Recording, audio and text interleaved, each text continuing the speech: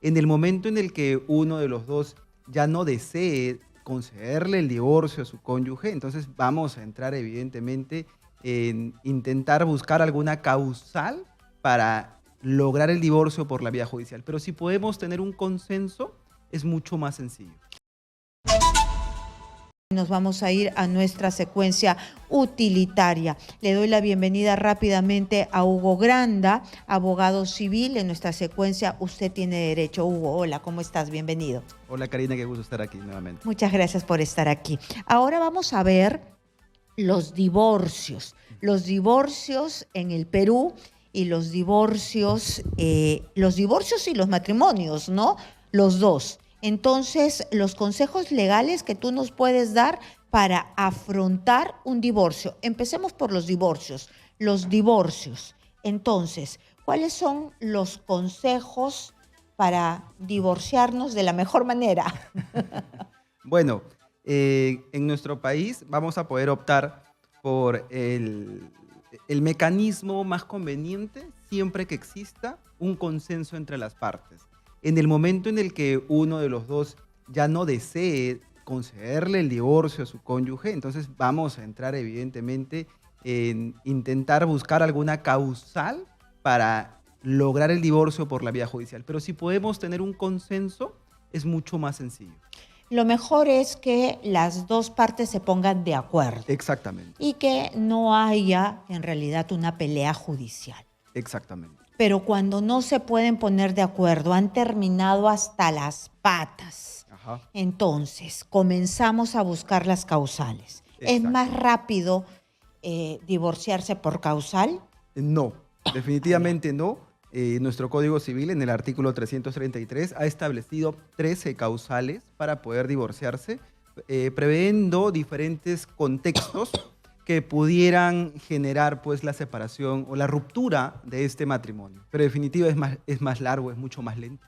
A ver, ¿cuáles son esas 13 causales para que la gente que está en este momento pensando en un divorcio y que la está pasando mal porque en realidad ya no soporta a su pareja, no se pueden ni ver porque no han llegado a una conciliación, no se van a separar por las buenas, sino que todo lo ven a la mala? Entonces, ¿cuáles son esas 13 causales? Bueno, sería cuestión de revisar el Código Civil, pero entre ellas cito las más comunes, ¿no? Por ejemplo, el adulterio. En el contexto que tú señalas, ¿no? De que no se llevan, podríamos hablar de la imposibilidad de hacer vida en común, ¿no? Podemos encontrar también causales como, por ejemplo, atentar contra la vida del cónyuge.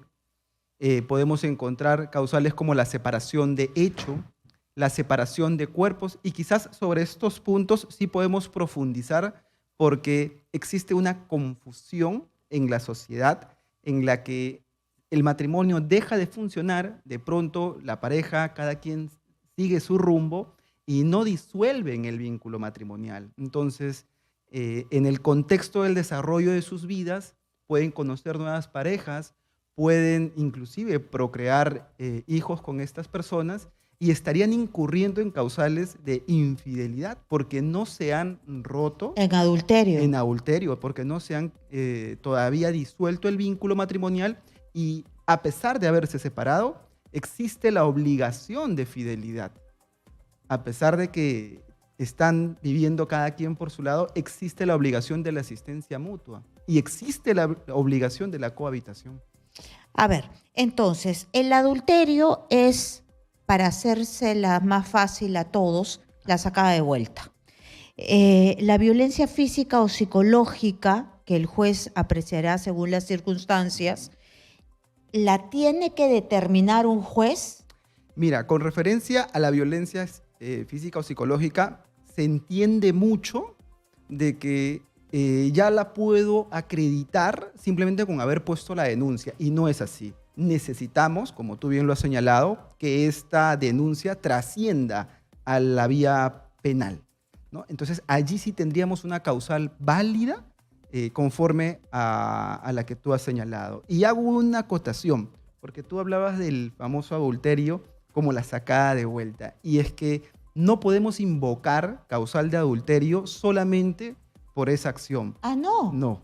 Ah, no, tiene que ser más profunda la cosa. Tenemos que, hay que tener claro también que en el caso de los divorcios por causal, necesitamos acreditar fehacientemente esa causal. Y en el caso del adulterio, la prueba irrefutable es la partida de nacimiento de un niño, de un menor. O sea, encima la tiene que embarazar. Tiene que darse el embarazo y tiene que haber un reconocimiento por parte del cónyuge. Y encima tiene que reconocer al niño. Exactamente, pero, para poder acreditarlo. ¿y si solamente está saliendo y yo tomé fotos o él me tomó fotos y está en arrumacos y besos y eso, ¿no sirve? No califica, no se tipifica como esa causal. Entraríamos a buscar otra causal que podría ser tranquilamente la de conducta deshonrosa, pero no adulterio.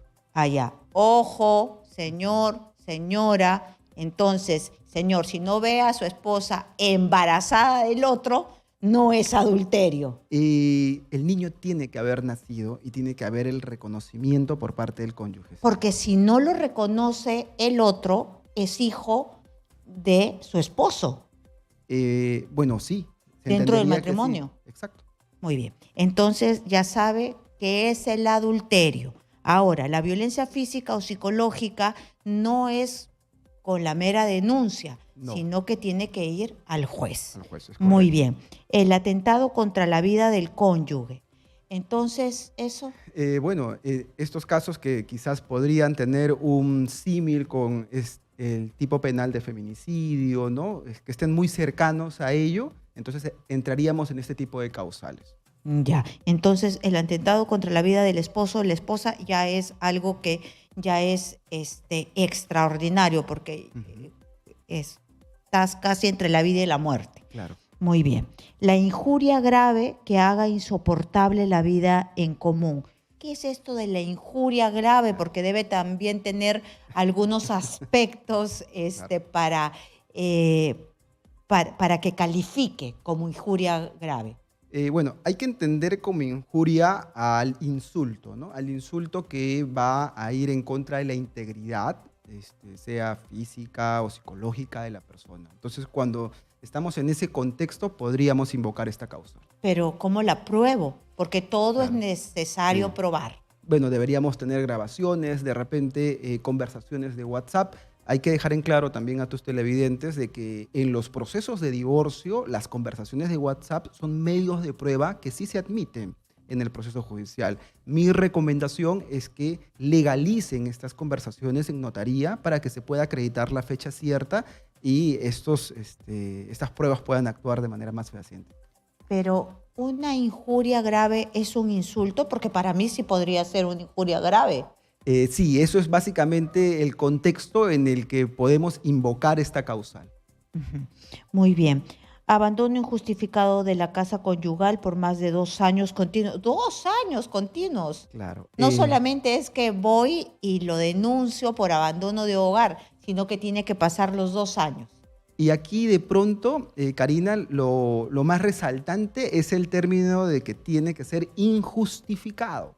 Porque, por ejemplo, una persona que está casada con un marino mercante, por ejemplo, que suele salir, ¿no?, por temporadas muy largas, no podría invocar esta causa. A ver, conducta deshonrosa que haga insoportable la vida común. Aquí entramos justo en el contexto que tú señalabas inicialmente, ¿no? E inclusive yo recuerdo haber visto hace algún tiempo atrás en el estudio un caso en el que la señora había descubierto que su esposo tenía pues una frecuencia muy recurrente a las casas de cita, a prostíbulos. Entonces, este tipo de acciones también calificarían para invocar la causal. ¿Y le dieron el divorcio? Sí. Muy bien.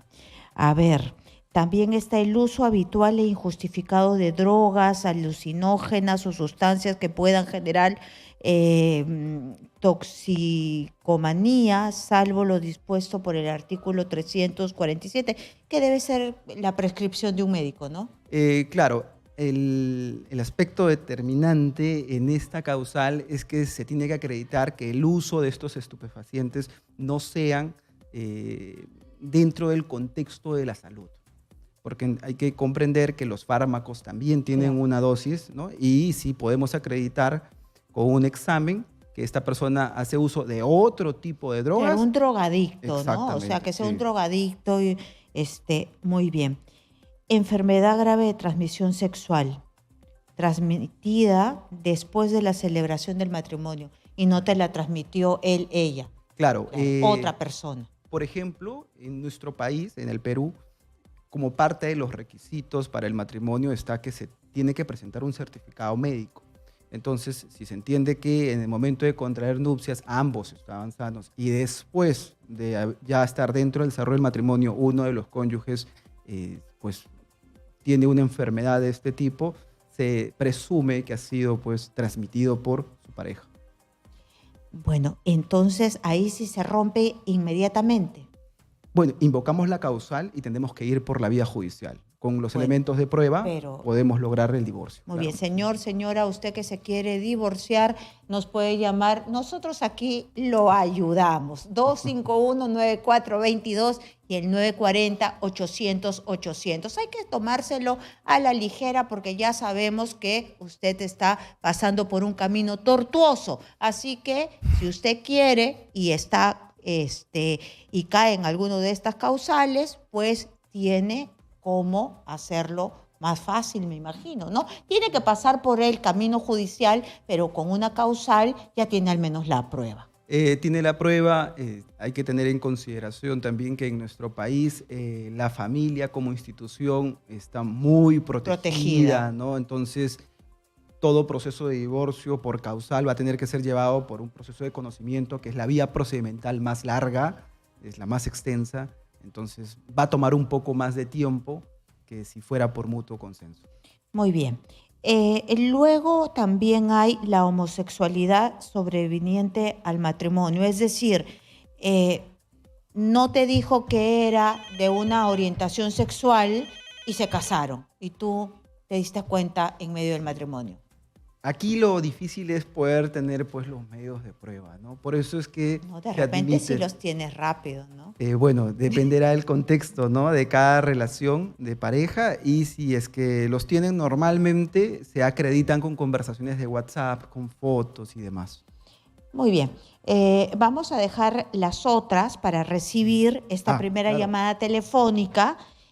Y después seguimos hablando de las siguientes causales. Bienvenido, Exitosa. Hola, ¿cómo está? Hola, bienvenido, buenas noches. Buenas noches. Buenas noches, bienvenido, señor. ¿Cuál es su consulta? Enrique Hugo Granda lo está escuchando. Señor Hugo, buenas noches. ¿Cómo está? Muchas gracias por la atención. Por favor, mi señora esposa tenía medidas de protección hace 4 años y a raíz de eso me vi obligado a dejar mi casa y dejarle las llaves, llevando 2 policías de familia que hagan que comprueben que me estoy retirando con un documento. Y bueno, la cosa que ya vivo ya solo 4 años, en lo cual ya puedo generar mi divorcio automáticamente. Gente sufre con el tema de los divorcios, pero hay causales y acá se les estamos diciendo para aclarar dudas, ¿no?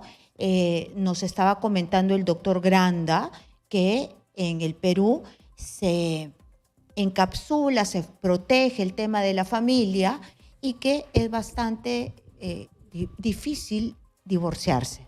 Es un proceso judicial largo, no es mediante la vía procedimental ni sumarísima ni abreviada, ¿no? Entonces, eso ocasiona que a veces el divorcio por causal sea muy desgastante para las partes. Nos quedamos en una pregunta pendiente. Claro. El señor te había preguntado que la señora le puso medidas restrictivas y que llevaba 4 años que si ya se podía divorciar.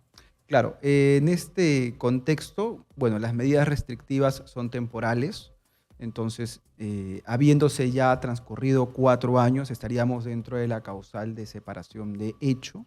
Entiendo, inclusive, habiendo hijos menores, podrían iniciar con esta causal que debería seguir a una separación de cuerpo y después a la disolución del matrimonio. No es que directamente nos divorciamos, no. Primero pasamos a una separación de cuerpo y después al Pero ellos divorcio. Ya están separados de cuerpo.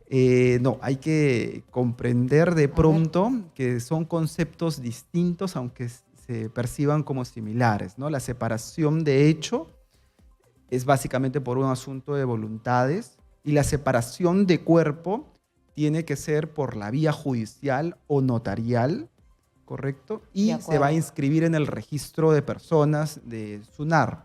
Ahora, la separación de cuerpo da lugar a la suspensión del deber de cohabitación. O sea, ya no tengo la necesidad legal de vivir con mi cónyuge. Sin embargo, todavía permanecen los deberes de fidelidad y de asistencia mutua.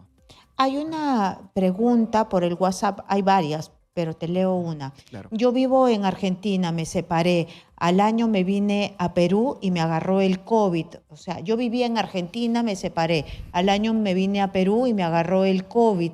Por la situación de Argentina me quedé a trabajar en Perú. Ahora mi ex me dice que hice abandono de hogar. ¿Es así? ¿Es cierto?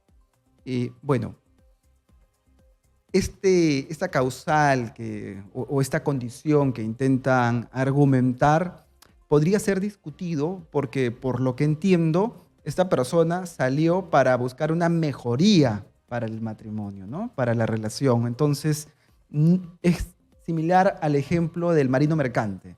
No podemos acreditar un abandono injustificado cuando la condición de la señora es buscar de repente una mejora al patrimonio familiar. Pero empieza este WhatsApp, yo vivo en Argentina, me separé. Me da la impresión que primero se separó y después vino al Perú, me agarró el COVID.